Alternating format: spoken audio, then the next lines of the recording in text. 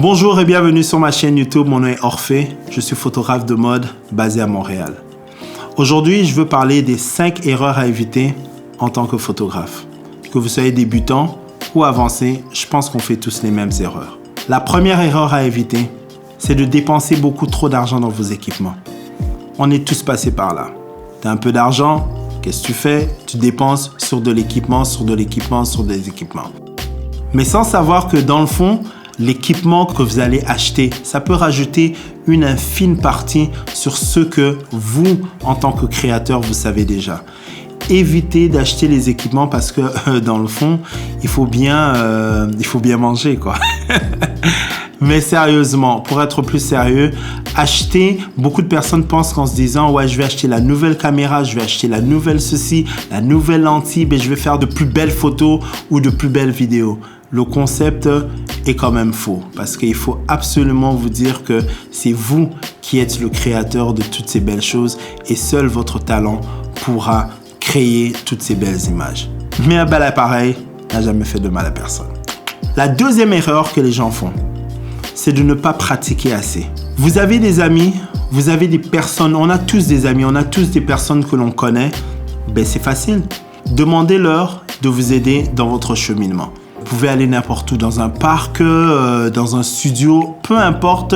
Le but, c'est d'apprendre à maîtriser votre caméra parce que c'est l'outil que vous utilisez pour prendre des photos.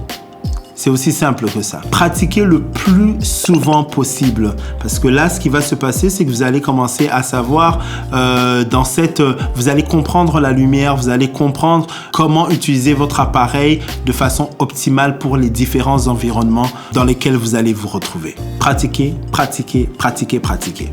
La troisième erreur que j'entends souvent, elle est simple.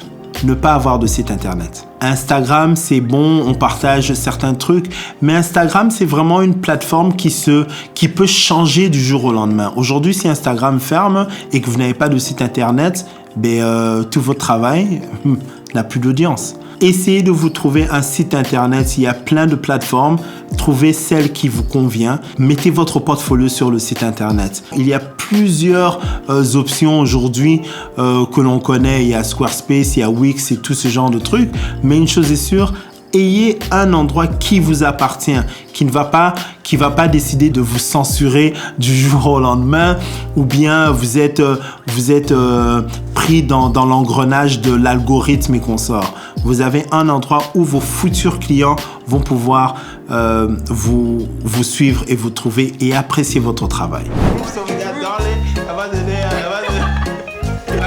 On est là! Bizarre, on fait qu'il n'y a pas besoin de calculer ses outfits. We ain't doing that. Fait que tu vas t'habiller en le regular schmegular. Ok. Et puis t'as juste à acheter sa caméra. Ça me trouve. Ouais, il est zooming. La quatrième erreur que les gens font en fait, c'est de minimiser leur éducation. L'éducation est très importante lorsqu'on veut tout améliorer en fait. Que ce soit la photographie, que vous voulez devenir médecin.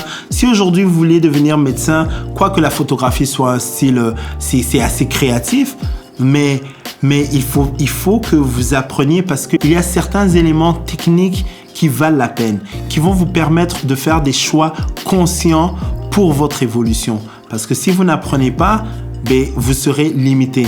Je vous donne mon exemple. Avant d'étudier en photographie, j'ai appris comme tout le monde. J'ai pris mon appareil, j'ai fait des photos, mais je me rendais compte qu'il y avait plein de personnes qui, finalement, elles étaient toujours plus avancées. Le genre de photos qu'elles faisaient, je me posais toujours la question, mais comment ils font pour avoir ce résultat? C'est aussi simple. Ils avaient le knowledge, ils avaient cette éducation que moi, je n'avais pas. Qu'est-ce que j'ai fait? J'ai tout arrêté. Puis je suis parti étudier. Je vous dis, vous n'êtes pas obligé d'aller dans une école, mais par contre, ce que vous pouvez faire, c'est juste suivre des workshops, essayer de prendre des cours en ligne, peu importe, mais ne négligez pas votre éducation photographique. Le dernier point, qui est la dernière erreur à éviter, ne pas se faire payer lorsque vous êtes débutant. Lorsque je parle de se faire payer, je ne parle pas nécessairement d'argent. Il y a plusieurs façons de se faire payer. Par contre, lorsqu'on commence, on se dit « je ne vaux peut-être pas assez » ou bien je n'ai pas besoin, je pense que mon travail n'est pas arrivé à ce level.